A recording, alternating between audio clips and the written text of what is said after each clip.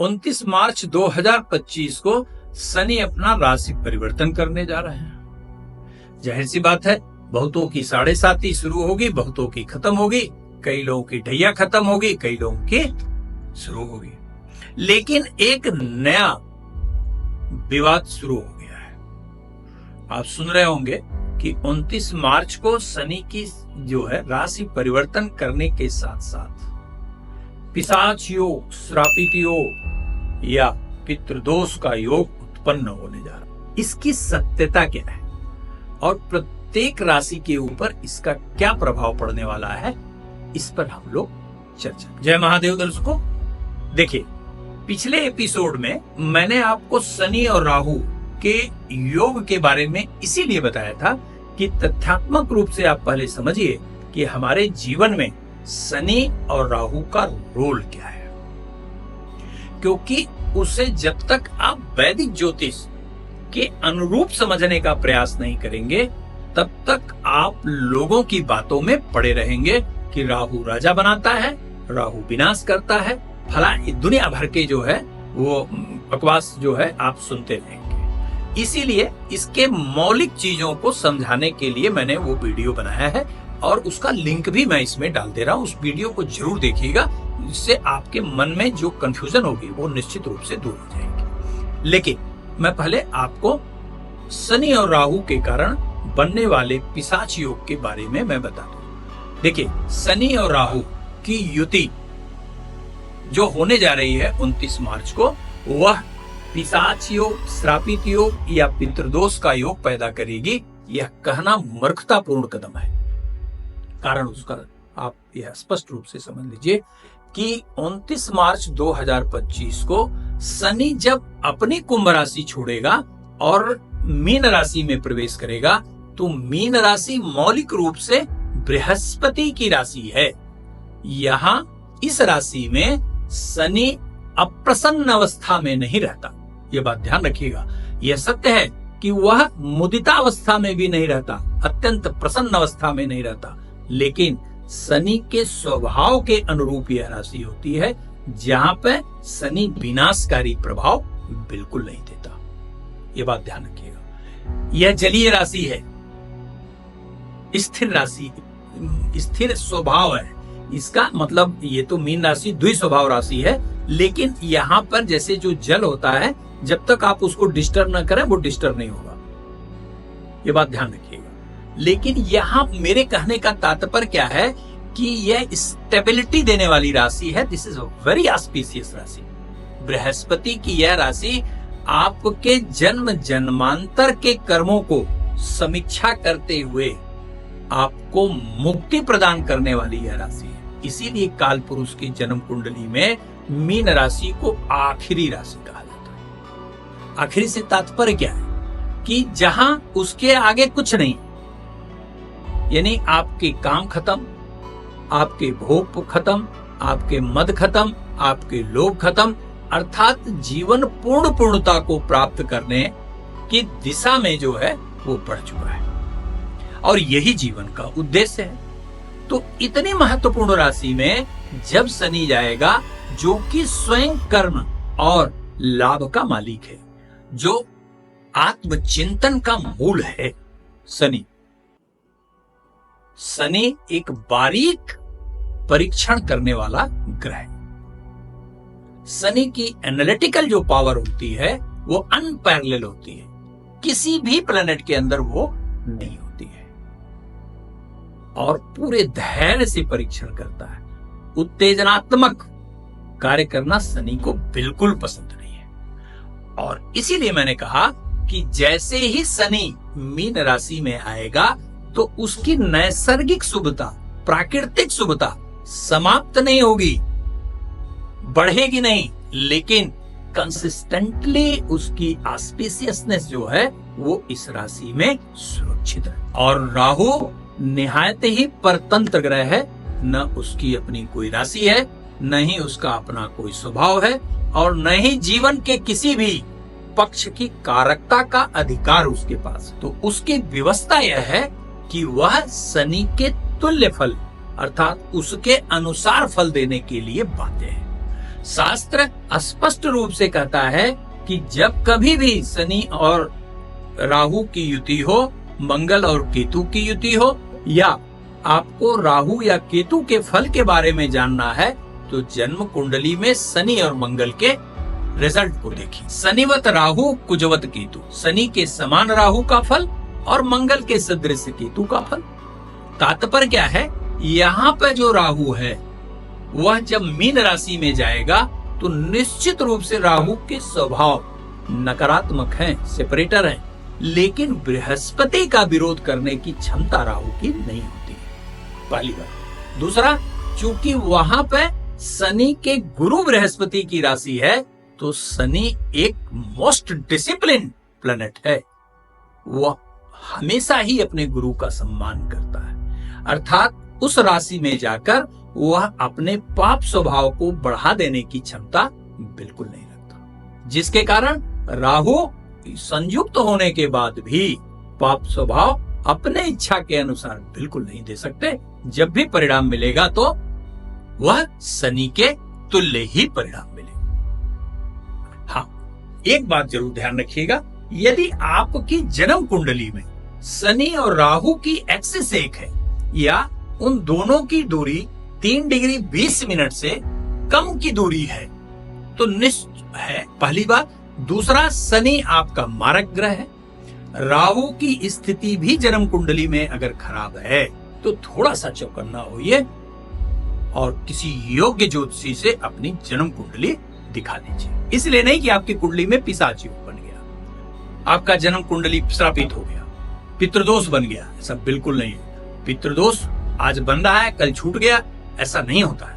पितृदोष जो है अगर आपकी जन्म कुंडली में है तो वो रहेगा जब तक उसका निवारण नहीं होगा। बहरहाल उस विषय पे हम नहीं जाना चाहते, लेकिन यहाँ मैं आपको एक बात स्पष्ट बता दूं कि शनि और राहु की युति जिस प्रकार आजकल प्रचारित की जा रही है कि पिशाच के योग के रूप में, श्रापित योग के रूप में, पितृदोष के रूप में आपको डैमेज करने जा रही है, ऐसा बिल्कुल नहीं है। अब आप देखिए कि आपके राशि के अनुरूप क्या परिणाम आपको मिल सकता है, ध्यानपूर्वक इसको समझने की कोशिश करिए। देखिए, यदि आपकी जन्म कालिक मेष राशि है तो निश्चित रूप से शनि राहु की युति 12वें घर में आपके मानसिक परेशानी को बढ़ाने वाली कही जाएगी, अनावश्यक यात्राएं कराएगी, बेवजह के विवाद में उलझा सकती है, अनावश्यक रूप से इंसोमिया या डिप्रेशन के शिकार हो सकते हैं, बजट से अधिक खर्चे की जो है वो स्थिति बन सकती है। जिस कार्य को पहले आप एक ही प्रयास में कर लेते थे, अब 4 प्रयास करने के बाद भी आप यह सुनिश्चित नहीं कर सकते कि कार्य हो ही जाए, ये ध्यान रखिएगा। ऐसी स्थिति में आपको शनिदेव की पूजा हमेशा करनी चाहिए। और यदि यह जन्म कालिक आपकी वृषभ राशि है तो यह आपके लिए स्वर्णिम परिणाम प्रदान करने वाली कही जाएगी। यदि वृषभ राशि है तो शनि परम योगकारी ग्रह है, आपके नवम और दशम का नेतृत्व करता है, और जब यह बृहस्पति अर्थात एकादश भाव की राशि में बैठेगा तो संपूर्ण मनोरथ पूर्ण करेगा, चाहे आपके प्रमोशन का विषय हो, चाहे आपके रोजगार का विषय हो, चाहे व्यवसाय का विषय हो, संतान का विषय हो, अर्थात फुलफिलमेंट ऑफ डिजायर ये निश्चित रूप से करेगा। यदि आपकी जन्म कालिक मिथुन राशि है तो मिथुन राशि के लिए भी यह सामान्य फलकारी कहा जाएगा। हाँ, कार्य क्षेत्र का विस्तार जरूर करेगा, नौकरी में भी प्रमोशन देगा, नई नौकरी मिलेगी आपको, बेरोजगार है तो बेरोजगारी भी खत्म होगा, परिवार में और समाज में आपका मान सम्मान भी बढ़ाएगा, लेकिन घरेलू वातावरण से मानसिक चिंता पैदा करे। तो इसलिए नियमित रूप से भगवान सूर्य को जल दीजिए और शनि देव की आराधना अवश्य करिए। और यदि आपकी जन्म कालिक कर्क राशि है तो आपको यह मिश्रित परिणाम प्रदान कराने वाला कहा जाएगा। एक तरफ जहां नए कार्यों का प्रारंभ कराएगा, वहीं पहले से चल रहे कार्यों में छोटी मोटी बाधाएं उत्पन्न करेगा, आपसी व्यवहार में दिक्कत पैदा करेगा, मित्र थोड़े आपको महसूस होंगे कि अनावश्यक रूप से विवाद हो रहा है, अनावश्यक रूप से अगले का जो है वो जो भाव आपकी तरफ होना चाहिए वो उस तरह का नहीं है। एक ही कार्य को करने के लिए बार बार प्रयास करना पड़ रहा है, तो इसके लिए बहुत चिंतित होने की आवश्यकता नहीं है। नारायण प्रत्येक दिन आपको ओम नमो भगवते वासुदेवाय नमः का मंत्र पढ़िए और आखिरी में ओम रांग राहवे नमः एक माला आप जरूर पढ़िए। और यदि आपकी जन्मकालिक सिंह राशि है तो निश्चित रूप से आपको बहुत ही चौकन्ना रहना है। वो इसलिए क्योंकि यह आपकी राशि से 8वें घर में जब शनि और राहु की युति होगी तो यह न केवल आपको मानसिक चिंता देगा, पारिवारिक कलह की स्थिति से गुजरना पड़ेगा, परिवार के लोगों में वाद विवाद बढ़ेगा, पैतृक संपदा को लेकर समस्याएं खड़ी होंगी, अपितु शारीरिक रूप से भी यह आपको परेशान करेगा। दुर्घटनाओं के साथ साथ यदि आपको कहीं कभी कोई ब्लडी डिजीजेज हैं, कार्डियक प्रॉब्लम है तो बहुत ही सावधान रहेंगे, अन्यथा ये समय नकारात्मक परिणाम निश्चित रूप से दे सकता है। इस समय आपको कोई भी जोखिम भरा कार्य नहीं करना है, नया इन्वेस्टमेंट भी नहीं करना चाहिए। और प्रतिदिन एक माला महामृत्युंजय का अवश्य पढ़िए। ओम त्र्यंबकम यजामहे सुगंधिम पुष्टिवर्धनम उर्वारुकमिव वंदनान मृत्युर्मुक्षीमामृतम्। एक माला पढ़िए, निश्चित रूप से कल्याण होगा।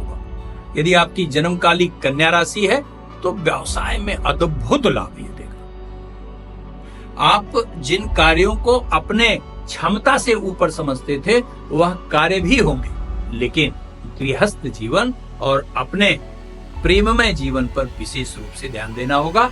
जिन लोगों का गृहस्थ जीवन में समस्या चल रही थी पहले से, उन्हें बहुत ध्यान देना होगा, अन्यथा परमानेंट सेपरेशन भी संभव है, रिलेशन में ब्रेकअप संभव है, जिससे डिप्रेशन की स्थिति आ सकती है।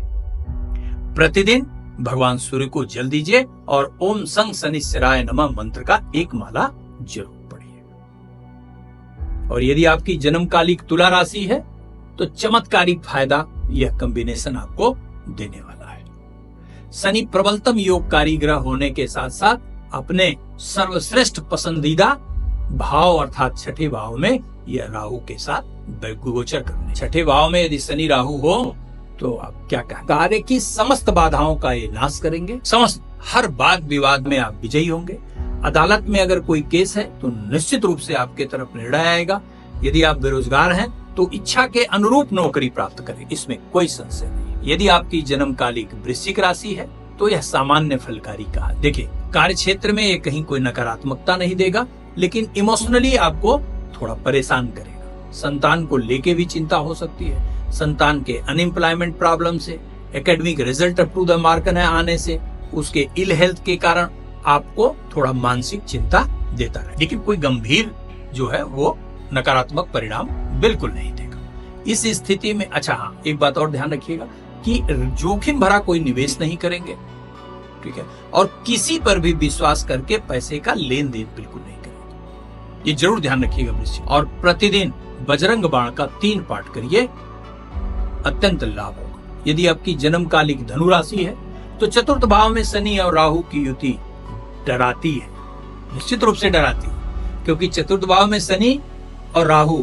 दोनों ही जो है वो बहुत अच्छे नहीं माने। तो इसलिए क्या करना है, मतलब क्या है इसका, लेकिन यहाँ ये ध्यान रखिएगा, धनु राशि अगर आपकी है तो शनि आपके द्वितीय और तृतीय दोनों का मालिक है, और शनि द्वितीय भाव जिसे धन भाव का मालिक कहा जाता है, तृतीय भाव जो पराक्रम का मूल है, पराक्रम से दूसरे शनि का गोचर है कुंभ राशि से, अर्थात आपके पराक्रम में वृद्धि होगी, अर्थात कार्य क्षेत्र आपका बढ़ेगा, आर्थिक लाभ देगा, लेकिन मानसिक शांति नहीं देगा। भागना दौड़ना बहुत पड़ेगा, बहुत भागना दौड़ना पड़ सकता है। विदेश से जुड़े कार्यों में विशेष जो है सफलता देगा। माता के स्वास्थ्य को लेकर चिंता हो सकती है, या आपकी सास का स्वास्थ्य। प्रतिदिन आप भगवान सूर्य को जल दीजिए और एक माला ओम भ्रांग ब्रिंग भ्रंग सह रावे नमः का जरूर पढ़िए। यदि आपकी जन्मकालिक मकर राशि है तो यह अद्भुत परिणाम देगा आपको। आपके अंदर एक अजीब सी करंट पैदा करेगा, पराक्रम बढ़ाएगा, कुछ भी कर गुजरने का उमंग देगा और संपूर्ण बिगड़े कार्यों को बनाएगा। भाइयों से कंफ्यूजन दे सकता है, इसलिए ध्यान रखिए। यह नौकरी में प्रगति देगा, व्यवसाय में प्रगति देगा, नए प्रकार का कार्य कराएगा, आपका सम्मान बढ़ाएगा, बड़े बड़े लोगों से आपका परिचय कराएगा। यदि आप राजनीतिक व्यक्ति हैं तो निश्चित रूप से पद लाभ कराएगा। प्रतिदिन आपको सूर्य को जल देने के पश्चात ओम नमो भगवते वासुदेवाय नमः मंत्र का एक माला जप अवश्य करना चाहिए। और यदि आपकी जन्मकालिक कुंभ राशि है तो राशि से द्वितीयस्थ शनि और राहु का गोचर आर्थिक क्षेत्र में नौकरी के लिए, व्यवसाय के लिए अत्यंत लाभकारी परिणाम प्रदान कराने वाला कहा जाएगा, लेकिन स्वास्थ्य के लिए यह खराब है। नेत्र पीड़ा मिल सकती है, ध्यान रखिएगा।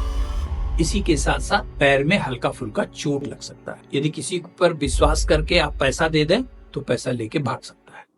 इसीलिए अपने जो है मातहत काम करने वालों को बहुत पैसा जो है विश्वास के साथ जो है लेन देन करना अगर पड़ता हो आपको तो उस पर क्लोज मॉनिटरिंग जरूर करिएगा। प्रतिदिन नियम से ओम संग शनिश्चराय नमः मंत्र का एक माला पढ़िए और प्रत्येक बृहस्पतिवार को भगवान विष्णु के मंदिर जाकर पीले पुष्प की माला उन्हें अर्पित करिए। और यदि जन्मकालिक मीन राशि है तो आपकी राशि पर ही शनि और राहु की युति है, तो क्या करेगा ये भ्रम की स्थिति पैदा करेगा, डायलूजन जिसे कहा जाता है, डायलमा में ले आएगा, अनिर्णय की स्थिति, कई निर्णय आपके नकारात्मक सिद्ध हो सकते। मानसिक रूप से ये थोड़ी दुर्बलता पैदा, बहुत बोल्ड डिसीजन लेने में आपको समस्या है। इसमें कोई मेजर काम नहीं करेंगे, मतलब कोई ऐसा निर्णय बिल्कुल नहीं लेंगे जिसका दूरगामी परिणाम आपको प्रभावित कर सकता हो। जैसे ऐसा नहीं है कि कोई ऐसे लाभ की स्थिति मान लीजिए अगर बन रही है जहां आपको अपने जमा पूंजी लगानी है, तो ऐसा काम बिल्कुल नहीं करिए, जान लीजिए।